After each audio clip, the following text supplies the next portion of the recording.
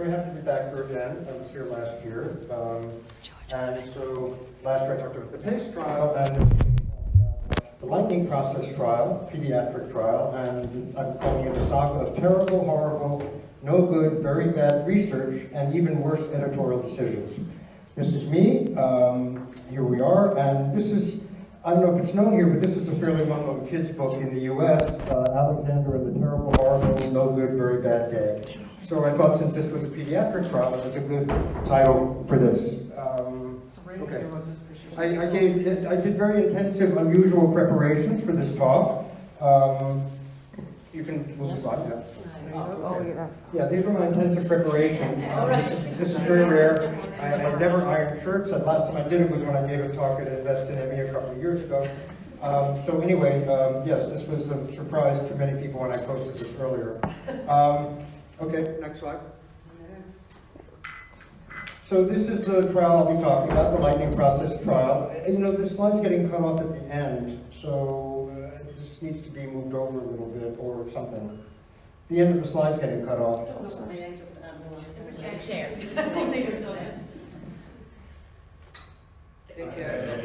So this trial was published in September 2017. You all might have seen it. Last month I started this is my series, Trial by Error, on Virology blog. I started it 4 years ago last month with a big look at the PACE trial. And my colleague at Columbia, virology professor Vincent Racaniello, allows me to hijack his blog every couple times a week. So thank you for that.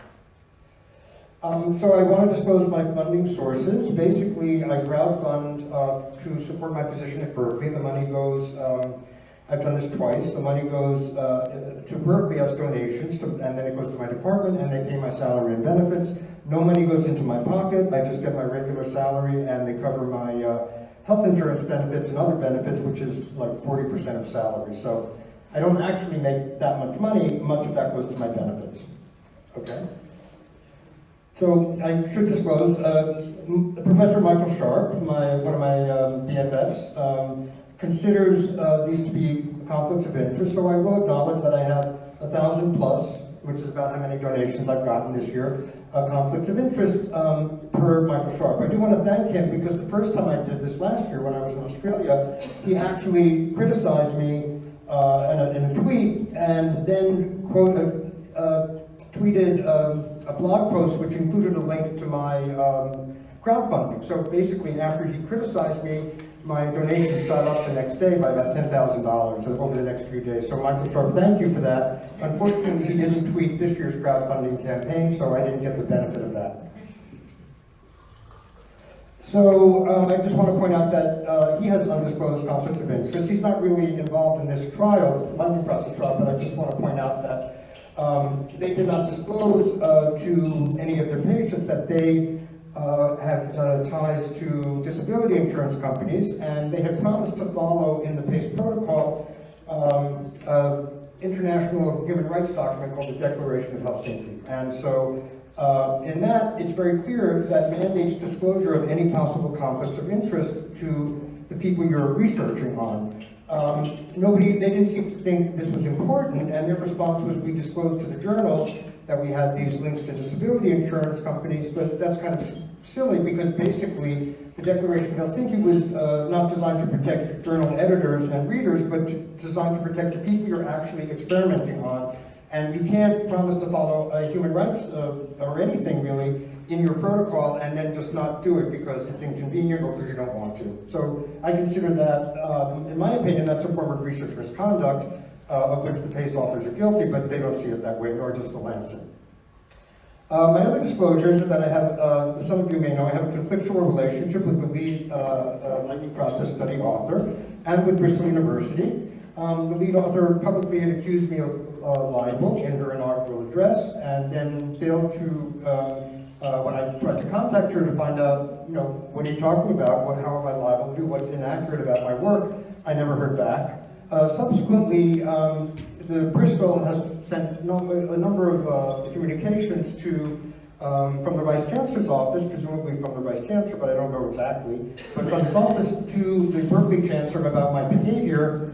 But anyway, it hasn't worked because I'm still here talking to you, and I'm still getting paid by Berkeley. Berkeley still allows me to crowdfund, and as I pointed out many times to Bristol, or not to Bristol, but I pointed out many times in public, we're in an academic dispute, and we're not in an episode of The Sopranos, and I see no excuse for sort of thuggish letters to be sent to me or threatening me with my employment. So I just want to make a point of comparison here. Donald Trump,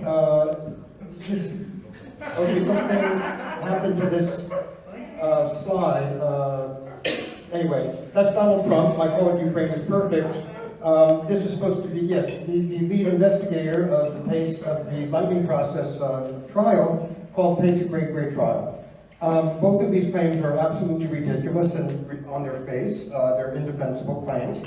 And I don't know whether, in both cases, these are self-delusion or whether people are lying. I just don't know, and I don't really care that much. They're just inaccurate statements, clearly, and they can't be defended. So I want to make a few key points. First of all, making tough criticism is not libel. I can defend everything I've said, and I've documented all my claims. Filing freedom of information requests and writing letters to officials about bad research is not harassment. I've been accused of these things. Tearing up papers in public that you think are stupid is not libel or harassment, and from my perspective, it's academic performance art. So some of you may know that I've torn up the PACE trial in public, and a couple of weeks ago in Oxford, I tore up a copy of the lightning process study and threw the pieces in the air. It's academic performance art from my perspective. Libel and harassment apparently to very sensitive people in the UK. We have different standards a little bit, I think, in the US about this stuff. As I pointed out before, if people think I've libeled or harassed them, there are legal remedies for this, which no one has so far taken advantage of for reasons that they can best explain. And I have the right to express opinions, and I will later, about whether something is research misconduct or an editorial misconduct. I have a right as a professional, someone with a professional public health degree, and as a journalist to express my opinions about these things. I'm not the person deputized to make authoritative conclusions or officially to determine sanctions or anything like that. But that doesn't deprive me of my right to say these things without being accused of libel or harassment or other things that I've been accused of. So just for talking about peer-reviewed literature, and in one sense it's great, and in the other sense there are problems. It's kind of like, as I think, Churchill on democracy, the worst form of government except for all those other forms that have been tried from time to time. It's kind of like that. We don't really have another good way to do these things, but it has a lot of problems. There's a Stanford academic, John Ioannidis, who says, who did a very widely read paper called Why Most Published Research Findings Are False. We know from, for example, Retraction Watch and from other things that retractions of scientific studies are at very high levels, more than before. Not because necessarily things are worse, although there's many more papers published, so there are going to be many more bad papers published too, because there's been a proliferation of journals, but also because it's much easier to track things with online access to data, and everybody can read everything, and you can check it against other things, so it's easier now to sort of point out that something's wrong. And part of this happens because there's a lot of pressure to publish, and people want to publish that they got findings or positive results. They don't want to publish that they didn't get results. And journals don't want to publish something which says, hey, we tried this and it didn't work, and we didn't get results. So there's a lot of pressure to publish papers, and people's academic careers depend on that. So all these things can help explain why we're in this sort of mess to a certain degree, can explain why we're in this mess with this entire field of research from this group of people that we've been unhappy with. Okay. So this lightning process study, it's important to understand a couple of concepts. This doesn't work if I take off the thing, right? I kind of prefer to move around. This isn't electronic? No? No. Can I walk around or no? No, not too far. Huh? No, I can't. Okay. So the feasibility trial is sort of a preliminary or a pilot study to test whether you can do a full trial, whether you can get patients, whether it's viable or feasible to try to do a full trial. A full trial, we're supposed to then test the information that you obtained in the feasibility trial. They're supposed to be two separate things. A full trial is a completely separate trial. Prospective registration is that there are official registries, so when you start a trial, before you start a trial, you register your trial in this registry. There's a number of them, and you designate which, what are the outcomes you're going to do, what's the trial going to look like, and so on. That's what you're supposed to do, and if you do that before any patients are recruited, that's called a prospective trial, or prospective registration. Retrospective registration is when you enroll patients in a trial, and then you register the trial afterwards, or at some point during that, so then those people weren't recruited before the trial, before registration. They weren't recruited after registration, they were recruited before, and you sort of fold them into the trial. That would be called retrospective registration. So these are important concepts to understand when looking at the lightning process study. Okay? There's a ban on publishing non-prospective trials. The International Committee for Medical Journal Editors, I think that's what that stands for. Anyway, all the journals basically 15 years ago agreed that they were only going to publish prospective trials. No retrospective trials were going to be published. And that's important. Fiona Godley, who's the BMJ editorial director, she testified about BMJ's zero tolerance policy in 2013 testimony to Parliament before the Science and Technology Committee. BMJ, it had to be said, was former British Medical Journal, but the BMJ stable has many, many journals, not just the BMJ, which is the main journal. And she said, as far as we are aware, in the last 2 years, we have not published any trial that has not been prospectively registered. Now, you'll see from this talk that she could not make that statement today because that wasn't what happened with the lightning process trial. The BMJ also has gone on record, basically calling prospective registration the single most valuable tool we have to ensure unbiased reporting of research studies. Why is that? Because if you say in advance what you're going to do, then you sort of have to do it. And you can't sort of then, if you don't register your trial in advance, you can change your outcome measures based on, what looks better. You don't have to report all your results. One of the things in a prospective registration is that you list all your results, so everybody knows what you say you're going to look at and what it's going to be. You can't change that afterwards, sort of like doing a trial protocol. So it's a very valuable tool, and BMJ has made that very, very clear. So anyway, we know there's a lot of case definitions. One of the things that makes this very, very complicated to study is that we don't actually know exactly who has the illness or how you define it. The more specific case definitions specifically say that you have to have post-exertional malaise, cognitive dysfunction, and other symptoms. The trial that has been largely used for many years in the UK was something which just focused on fatigue. And as we know, it's not a fatigue, that's the wrong concept. It really is a different kind of illness than that. I'm not going to go through all these. So next slide. Sorry. So I have a few preliminary thoughts about this study. So the lightning process is what I call, kind of woo-woo, which just means kind of woo-woo. We can sort of figure out what that means. It's sort of basically a mishmash or a goulash of hypnotherapy and life coaching and what's the other one? It's on the next slide. But anyway, one of the issues, Brian Hughes has made this point. He's a psychologist in Galway. And basically, if you're making extraordinary claims, that's something that basically defies our understanding of how science works, and you're claiming that it's effective, you have to have actually extraordinary evidence for that. It's not just sort of run-of-the-mill. If you give someone a medication that you have a clear biological mechanism for how it works, and then it works, that's understandable. If you do something like jumping up and down and doing tarot card readings, and that works to cure somebody, then we really have to kind of rethink how we understand how everything works. So if you're making extraordinary claims like some woo-woo process, like the lightning process, is helping people or curing people, then you actually really need to be very careful about how you do your work. And one of the things about research is that it's a pretty core concept in research ethics that when you're doing research on something new that hasn't been researched, you don't start off with children. You start off with adults who can make their own decisions about what they want to do. You do not start research in general unless it's a specifically children's illness or there's some specific reason why you have to do that, it's not what you're supposed to do. So there's not really a good explanation for why they studied this first, except for the fact that the lead investigator is a pediatrician, so that's who she had access to. There are other reasons. So anyway, in doing this, it's sort of a violation of the normal standard by which research progresses.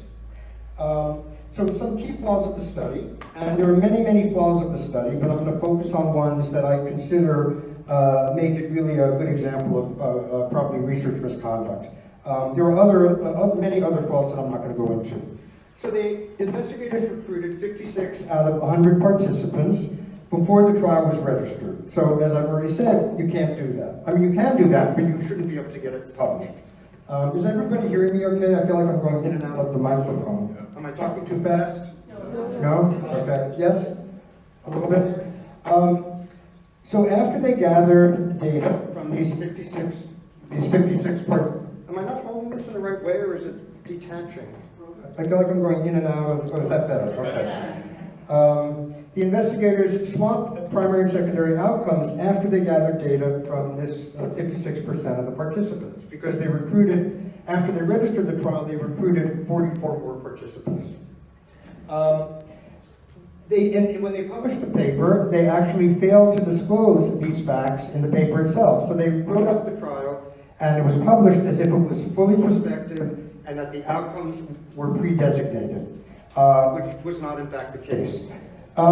If they'd actually told the truth in the paper, Archives of Disease in Childhood, which published the paper, would not have published it because it would have violated, it would have been clear to the editors that it violated their principles, specifically on trial registration.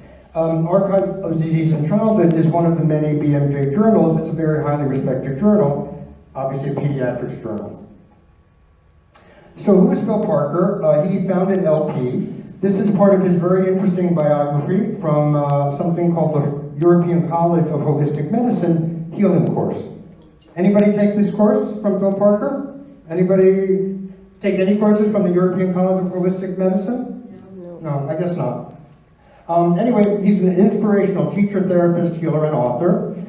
In doing his work, he discovered that his clients' bodies would suddenly tell him important bits of information about them and their past, which to his surprise turned out to be factually correct.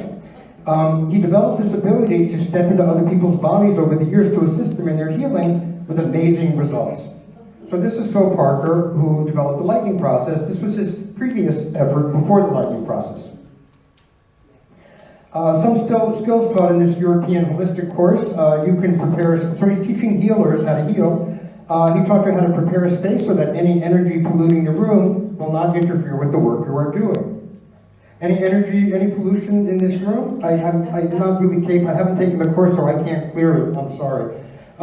You learn about use of divination, medicine cards, and tarot. From a healing perspective, divination is useful in creating a strong connection with healing spirit guides.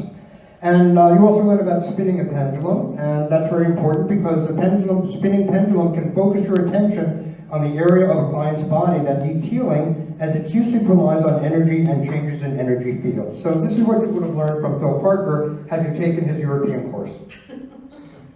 So what is the lightning process? These are some of the questions from the lightning process website that asks you about, is it indicated for you to take the lightning process? So, you know, I think we all might feel at some points that we're exhausted no matter how much rest we get. Are you stuck with recurring health symptoms and issues? Do you find yourself worrying and feeling really stressed about things? Do you feel regularly feel low and upset? And so on. And if you've tried everything else, like regular healthcare, it's probably time to do something different, and the lightning process could be the answer for you. Okay. So, UK advertising regulators have noticed, they've been informed that lightning process practitioners in their advertising have claimed to solve, to cure multiple sclerosis, eating disorders, Parkinson's, you know, whatever it is, they seem to have been able to cure it. In addition to curing, apparently, chronic fatigue syndrome, the advertising regulators have sanctioned in the negative sense helping practitioners multiple times for claiming medical benefits of the lightning process. They told them they can't make these claims. And they wrote that advertisers should take care not to make implied claims about the health benefits of the 3-day course and must not refer to conditions for which medical supervision should be sought. Okay, so lightning process practitioners seem to have regularly violated these guidelines and have been called out by the advertising regulators. Okay, so what is the lightning process exactly? This is this is what lightning process practitioners, how they're trained. They have completed a diploma through the Phil Parker Training Institute in Neurolinguistic, NLP, that's the last one, in Neurolinguistic Programming, Life Coaching, and Clinical Hypnotherapy. Following the diploma, Lightning LP practitioners undertake a further course to learn the tools and delivery required for the lightning process, after which they must pass both the practical and written examination. That makes me feel a lot better. I hope it makes you all feel a lot better about the lightning process as well. It's 3 group sessions over a weekend, and it costs £620. So what is it exactly? So participants are taught that they can change their health through changing their thought patterns. Participants are told not to share what happens in the course. They stand in circles on the ground and yell stop to symptoms. Joan herself can give you more details about this. 2 patient surveys have shown that actually many report benefits, and some report worsening. What we hear also from anecdotal reports, so this is 2 patient surveys of CFS-ME patients. One from, I think, the ME Association, and I think the other was actually for ME. So there were reports actually of people saying they felt better, they got better, or they improved in some form. And then the anecdotal reports are that people had improvements. Then there were quite a few anecdotal reports about people initially had improvements and then that wore off in weeks or months. And that people had post crashes after the lightning process, and there have been some reports of suicide attempts afterward because people felt that they had failed to heal themselves. So why did they do the study in kids when in most cases you would want to do a study first in adults before doing it in kids? Well, first, the lead investigator is a pediatrician at Bristol, so that makes sense that she would be studying kids. Basically, the claim was that there was an urgent need because our argument was that 250 parents or more were sending their kids every year to get the lightning process to treat them for chronic fatigue syndrome. And AYME wanted them to do the study and asked them to do the study. Since it's a commercial product and not something that would be offered on the, at least was offered on the NHS, it was funded by private foundations. Again, standard practice to do studies first in adults. That's one ethical concern. The other ethical concern is the issue of secrecy. If you're doing something where you're not supposed to tell people, that's kind of a telltale sign in children. You're not supposed to tell children not to tell your parents things or not to tell other people things because it's a sign of potential abuse if they can't say what's going on. Or a sign it allows anybody who might engage in potential abuse to kind of hide the fact that they've done that. And so that concern was raised by parents and other advocates, but it was rejected. Now, they had serious trouble recruiting people to the trial, which I find hard to understand, given that there was such an urgent need and so many parents, they claimed, were sending their kids to it. So if that was the case, why would they be having such a hard time recruiting kids since the parents were getting the trial for free?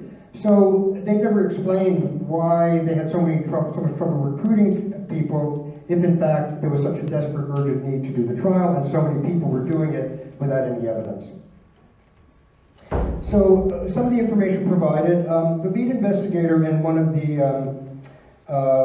when the trial was presented, said that she did it because we heard about people getting better and people getting worse. I was kind of curious. So when the information in the consent leaflet for kids, when they asked for any side effects, there was, we do not think there are any side effects of the intervention. And disadvantage was teenagers with CFS-ME can get worse with any intervention offered. Now I would argue that this is specific about people getting worse that she heard from the lightning process. This is a very generic statement that has nothing to do with the lightning process. So we do not think there are any side effects of the intervention. But you just said that you heard about people getting worse. So even if you don't think it's about the intervention, you actually need to inform people that there are anecdotal reports of people getting worse, not in general from any intervention, but from this specific intervention that you're testing. This is a very, very unethical thing to do. the lead investigator said she had information, which then apparently does not seem to have been shared with the participants in the trial, because she turned a specific concern or specific anecdotal information about what was heard about the lightning process into a sort of generic thing about, well, whatever, any intervention might have some impact in a negative way. That's not cool at all. So this is the timetable. As I said, they did a feasibility study first. Of course, you would do it first before the real trial. That's not unusual. So they did, in September, they started recruiting for the feasibility trial. In the summer of 2012, they registered the full trial as falsely prospective, since they already had that, and it also included folding the ones from the feasibility trial into the full trial. And they also, at the same time, published the full trial protocol, and that included the swap of primary and secondary outcomes from the feasibility trial protocol. So basically, at the same time as they registered the full trial and did their full trial protocol, they took the people from the feasibility trial, put them into the full trial, which they had no place doing, and they changed outcomes after collecting data from the people in the feasibility trial, so they swapped outcomes midway through the trial, essentially. In summer of 2012, and the next year, they recruited for the full trial, and then they published falsely the trial as prospective. And they falsely claimed that, or made it seem like the outcomes were pre-designated when in fact they had swapped the outcomes after 56% of the participants were already done providing data.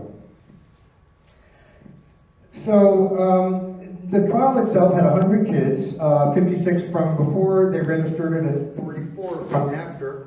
And that, so it lasted that period of time. Full trial recruitment was 44 more kids. At the end, at the end, they had analyzed data at 6 months from 81. So some people dropped out, some people didn't provide their final data. That often happens in a trial, but you don't, 20%, losing 20% is, sort of significant, and there are different ways you can analyze that. But you really need to assume that those who dropped out likely did worse, because otherwise they might not have dropped out. They didn't provide that analysis.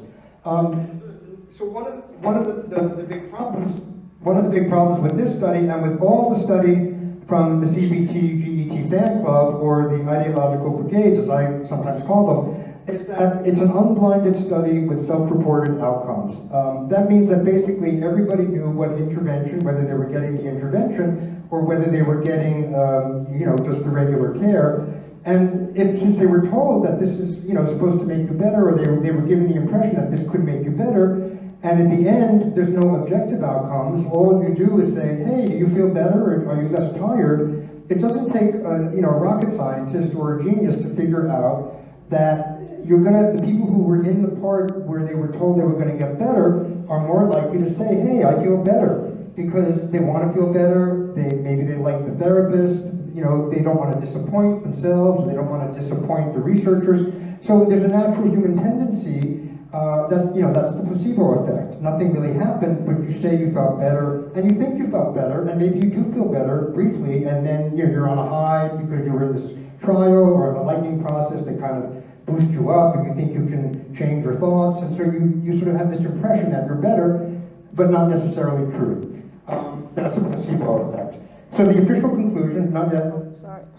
The official conclusion was the lightning process is effective when provided in addition to standard medical care for mild to moderately affected adolescents with CFS-ME. Okay, so this is the second timeline. It was published in fall of 2017. On the Science for ME forum, people started saying things about the time frame and how come they were recruiting in 2010, and the trial was registered later. And so I got interested in that. I started looking at the documents. I think I filed one. Some of them are available. I think I filed one or two of the Freedom of Information request. Anyway, on Virology blog, I basically wrote a very long investigation about why this was completely bogus and badly done. And then in January 2018, we sent a letter from Virology blog to the journal saying this is just, really nonsense. You can't do the things that were done in this trial, and you have to explain what was going on. So in June 2018, Archives of Disease in Childhood posted an editor's note in what I call the journal equivalent of Siberia. In other words, normally if you publish a correction, it's right on the trial, it says correction. And you look at your trial and you know it was corrected. This note was published like on a completely other page, so no one would ever see it. I presume that's why they did it. I have no reason why they did it, but it was on a completely other page and nobody ever saw it, except maybe me. And then when I wrote about it, then maybe other people saw it. But I mean, some people saw it, but basically if you were doing a review of the literature, you would never have come across it unless you thought to click on a link that took you to that page, because there was nothing on the study, and if you downloaded the study, there was nothing there that said there's been major questions raised about this trial, because basically the editor's note essentially confirmed everything and said they're waiting for information from the authors. Actually they said they had gotten information from the authors, but it was under editorial consideration. One of the examples of why this is a problem is that in March 2019, there was a high-profile review of pediatric illness, pediatric treatments for CFS, they called it. Maybe they called it CFS. Maybe they called it CFSME, I can't remember. But they cited the lightning process trial in the abstract as effective, because whether they'd seen the editor's note or not, I don't know, but I presume not. So finally, this June, Archives published a correction clarification, and they republished the paper with the original findings. The correction clarification ran to about 3,000 words. The trial itself was about 5,500 or 6,000. So it's sort of extraordinary to have a 3,000 word correction about every aspect of a study, pretty much. That's half as long again as the study. And they also published an 800 word editor's note that basically twisted itself into pretzels, trying to explain why the study was republished and not retracted. So here's the problem. They did a protocol for the feasibility trial, although it wasn't registered. So in the feasibility trial, the primary outcome was school attendance, and they said promised to do this in two ways: self-reported and getting the official school records at 6 months. One of multiple secondary outcomes was self-reported physical function on the SF-36 scale. It's a questionnaire, also used in the PACE trial, at 6 months. When they did the full trial protocol and in the published paper, the primary outcome was now self-reported physical function at 6 months, and school attendance had been relegated to a secondary outcome. And now they did not publish the school records. They only published the self-reported school attendance, not the school records. And it's important to say that school attendance sounds like an objective measure, but self-reported school attendance is a subjective measure, because again, I might say I went to school X amount of days because I think that's what would be a better result, or I may forget that I skipped one day or something like that. So self-reported school attendance is a subjective measure, slightly more objective perhaps than fatigue or physical function, but it is not an objective measure. If you're actually going to do a good study, you need to get official records and document that they actually went to school those days. In the published results, there were modestly positive results for the SF-36 at 6 months. There was, this keeps falling down. Maybe hold it like this, maybe that's better. And they improved 12 points on a 100-point scale, so that's a pretty modest improvement. Not great, but something. But again, everybody knew what intervention they got, and they just asked them, are you more physically able to do things? It doesn't take much to get somebody to make and that's basically 2 changes on a questionnaire, 2 different answers than in the beginning. So it's not that big a deal. They had no results. In other words, there was no difference for school attendance at 6 months. Now, they claim to have positive results for secondary outcomes, anxiety, depression, fatigue, also all self-reported. And they did report that school attendance at 12 months was improved. But again, they did that as self-report. there was no mention of the records that they promised to provide. So you can either assume that they didn't get the records, or they got the records and they weren't very good. So they didn't include the actual school records, but they made something of a big deal about improving school attendance at 12 months. Of course, the fact that school attendance didn't improve at 6 months was sort of buried and not mentioned very much in the paper, and wasn't mentioned at all in the reporting about the study, even though it was the original primary outcome, and they only changed it after they got data from 56% of the population that they studied. So the outcome swapping was not disclosed in the paper. You cannot do that. You cannot not mention that you swapped your outcomes halfway through. To not mention that, in my opinion, and I'm saying my opinion all the time because it is my opinion, and I'm not categorically stating that it's research misconduct. For legal reasons, I'm saying it's my opinion. To not disclose it in the paper is, my opinion, research misconduct. Without the outcome swapping, the investigators would have had to report null results for their primary outcome, and so the conclusions, they couldn't claim it was effective on their primary outcome, they could only claim it was effective on their kind of wishy-washy secondary outcomes. So that's also a form of, I think, research misconduct. The Science Media Center, I don't have much good to say about them. They promoted it, had a press conference, and there was enthusiastic media coverage in the UK press. Controversial lightning process helps children with chronic fatigue syndrome. This is where she says, we heard people were getting better and people getting worse. Then she says, I was kind of curious. I never expected that it would work. Well, it didn't work. It only worked because you changed your outcomes. And in fact, it's hard to understand why anybody would be surprised if you change your outcomes to the more positive outcome. Why would you be surprised that it worked? That doesn't really make a lot of sense to me. It seems like an extremely disingenuous comment from the lead investigator. The editor's note said that in June 2018, basically this is the June 2018 editor's note. That was after we sent our letter, and basically they said, we've acknowledged these comments. They kind of claimed that basically they couldn't really refute the documentation, and they got clarifications from the authors which were under editorial consideration. So I had complained a lot about that editor's note. One, because I didn't see, it took me about 10 minutes when I looked at the data, the documents, to figure out what had happened, and that this was all really bogus and poorly done, and in fact that they had not told the truth in the paper. So you didn't need to spend a whole year between the editor's note and the final correction to actually figure it out. So I kept saying, how long is your editorial consideration going to take? I also complained about the fact that nobody in the world was ever going to see the editor's note. So nobody would know that there was a problem with this trial at that point. After many letters to Fiona Godley, the editorial director of BMJ, so she was sort of the overarching editor over the whole thing, she sent me this very peculiar, what I thought was a very peculiar email, in which she said, asked the person I was dealing with, mentioned that you were concerned that the notice. I don't know if I'm going to use this anymore. I think the acoustics would be okay without the speaker. Actually, why don't you stand closer? I can't because the.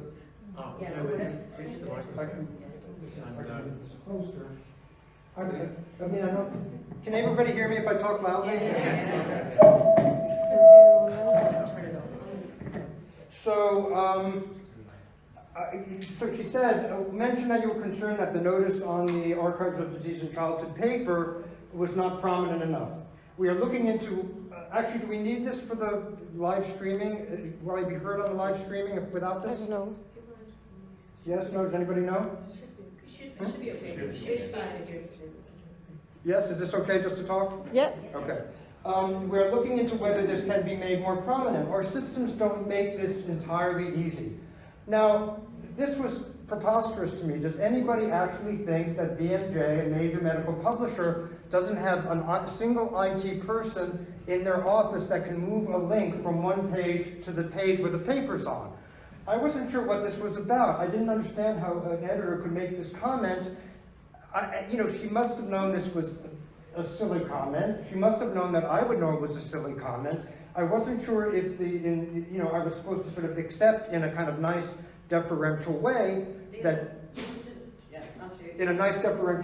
we all agreed that this doesn't make any sense, but I'm going to accept this. But it seemed to me ridiculous at the time.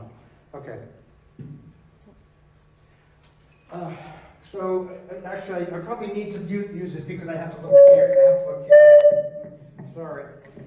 So anyway, they published the massive correction finally in last June. As I said, 3,000 words. It acknowledged all the concerns I had raised, and then it republished the study with the originally reported findings. So I would say that there was dismay and disgust among researchers who actually care about scientific integrity and understand that editors have an obligation to protect medical literature.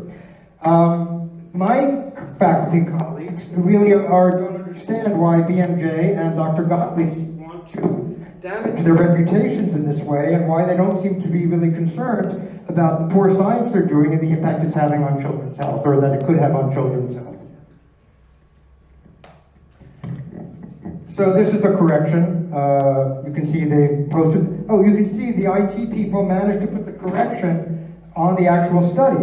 I don't know why they couldn't do that with the editor's note, but somehow their systems allowed them to do this, but the IT people couldn't figure out how to put the editor's note there. Very strange. Maybe they got a new IT person between the first note and the second. Okay, so the editor's note accompanied the correction.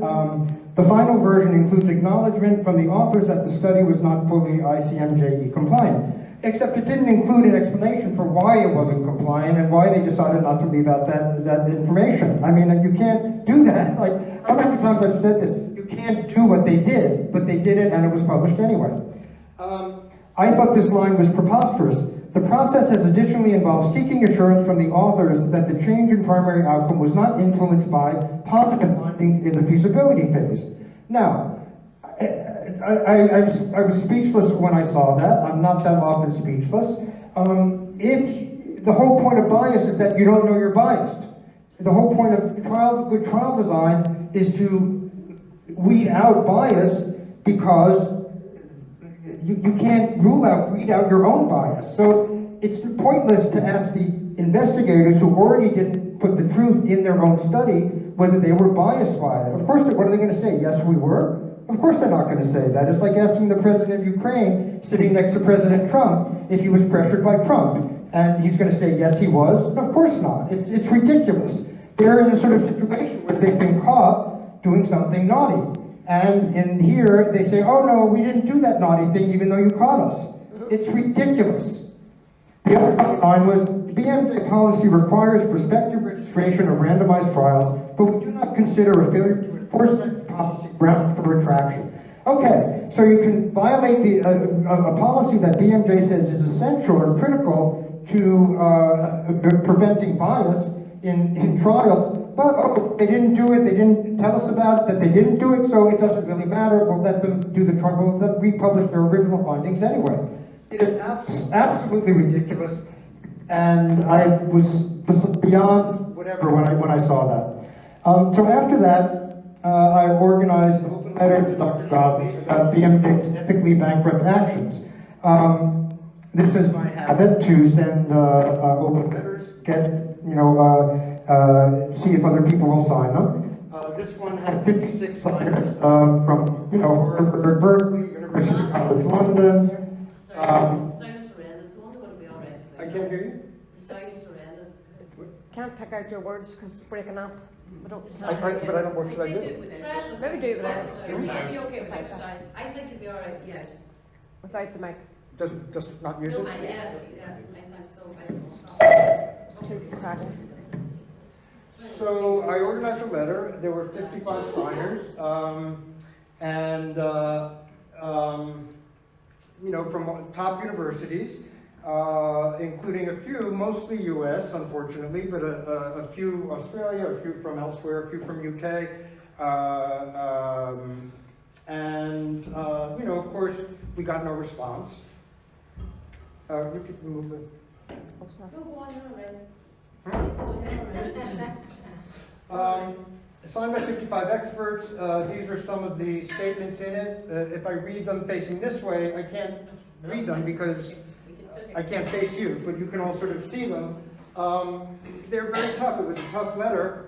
Basically, BMJ's actions are scientifically and ethically indefensible. They are also potentially harmful to the health and well-being of children. It's very difficult to get scientists who are not involved in a study to sign letters that are that tough unless they really, really feel that what has happened is egregious. It's just not something that scientists usually want to do because they're not political. They don't want to get involved in that, and they don't want to criticize the top editor of a major publishing company. But it wasn't that hard because everybody could see that this was a likely research misconduct, or at least very, very, very, very, very bad work. After that, about a dozen or more sent letters themselves directly to Dr. Godley, criticizing the study and demanding that it be retracted. Some of these letters themselves were also very, very, very, very tough. And I was very pleased to see that because basically I've done a fair amount of these open letters. A fair amount of these, to get in there, I see. I've done a fair amount of these open letters, and you know, people probably think, oh, he can get whatever to sign his open letters. That's not really true because a lot of people won't sign them because they don't want to get involved. But anyway, it really has more of an impact if people write their own individual follow-ups. So there were about a dozen of them, and I posted them all on Virology blog, so I'm not going to read them, but there's another slide of them. This was a good one. Harvard Medical School. I am appalled at this situation. It's very tough for someone from Harvard to send the top editor to BMJ. I am appalled at your behavior, essentially. Brian Hughes from Galway basically said it wouldn't have been published in the first place had you known of these problems, so it shouldn't have been published after the fact with the same things. And he basically, you know, they all said it should be retracted. And basically he points out that other people will do the same thing because they know if they get caught, they can just get published in BMJ. So they're basically saying, you know, if you do this thing wrong that we've said for 15 years we won't do, and then you don't tell us, well, it's okay, we'll let you get it through anyway. It is so ridiculous and so wrong. I don't know how to emphasize that enough, but I think you all know. So, Waiting for Godly, thank you Samuel Beckett for this title. Waiting, more waiting, and I'm still waiting for an answer for her and some action on BMJ's part, which, you know, is probably not coming. So, is it a case of research misconduct? I think you already know my opinion on that. But these are parts of the definitions of research misconduct from the Medical Research Council and from the National Institutes of Health in the US. Medical Research Council is in UK, obviously. So misrepresentation of data, for example, suppression of relevant findings and or data, or knowingly, recklessly, or by gross negligence, presenting a flawed interpretation of data. Now, this is important because knowingly or recklessly or by gross negligence doesn't necessarily mean you have to do it intentionally. If it's gross negligence, it might be unintentional. We can argue whether we think it was done intentionally, but we can't really know. But in any event, it doesn't matter because it was certainly done by gross negligence. It's grossly negligent not to provide the details that they did not provide. Same with, not yet, same with the NIH has the same thing, manipulating research materials, equipment, or processes, or changing or omitting data or results such that the research is not accurately represented in the research record. Obviously, that was the case in this case.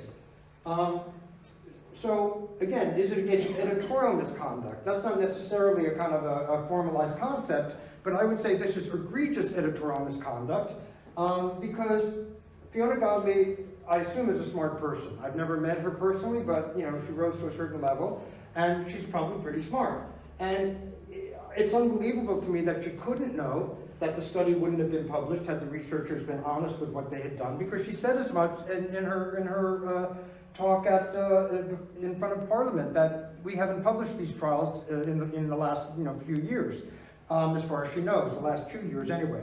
So she must have known that the study wouldn't have been published had they been honest, and she must have known that it's completely invalid to republish the original findings as if nothing were wrong. Now, I just want to say that had they republished the study and used the original primary outcomes as the final primary outcome, they would have had to republish it. I wouldn't have thought that was a good decision, but at least they would have had to republish it, acknowledging that they had null results for their primary outcomes and they had some positive indications for their secondary outcomes. And it would have gotten completely different press, and it would have been a completely different situation, because the primary outcome is what's important. Secondary outcomes are called secondary for that reason. Your primary outcome you pick at the beginning has to be the primary outcome you present at the end. Not yet? Oh, sorry. So her decision to enable and republish this bit of, quote, research is extremely disturbing, and it's completely 100%, 500% unacceptable.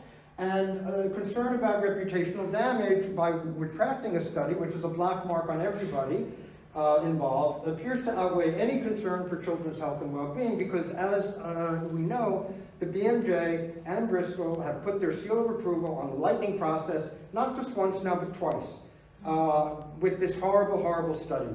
And, you know, it's really, really quite disgraceful on everybody's part. Okay. So that's basically it. Oh, I meant to, so, these are my thanks. So basically I want to make it clear that most of my work, or maybe all of my work in this field, I've gotten a lot of the information, or much of the information from patients who were there analyzing this data and these studies before I was ever knew anything about it. So I'm not so brilliant, I'm just good at taking information that and examining it, seeing if it's so, and then packaging it in a way that's understandable and bringing in my academic colleagues to also say, hey, this is horrible. I meant to take off my iron shirt, but I will take it off now because I'm wearing just the top. This is my first t-shirt that my friend Anno van der Zee in Amsterdam made for me, so I'm very proud of it, so I'm taking this off. Vincent Racaniello, who's my colleague at Columbia, who's basically trusted everything I've done and posted it without any questions. Ronald Davis, these are my the five experts who, in my first case investigation, were willing to put themselves on the record to say in different ways, this is a ridiculous study and it needs to be looked at again, because it was very, very hard to get people uninvolved in this field generally. Well, a couple of these are involved, but it was very, very hard to get people even involved in the field on record saying this stuff is bullshit or nonsense or whatever you want to call it, or a piece of crap, as I've called the PACE trial. So Berkeley's been wonderful to me. They've basically let me continue despite having complaints from Berkeley because they looked at them and saw no validity. Bristol complained about my actions and behavior without ever indicating that I was inaccurate or that I'd done something wrong. They just didn't like my behavior, whatever that is. So Berkeley doesn't think particularly that my behavior, as long as I'm within grounds, and carrying up papers in public is well within grounds of allowed commentary for a professional journalist or a professional public health person.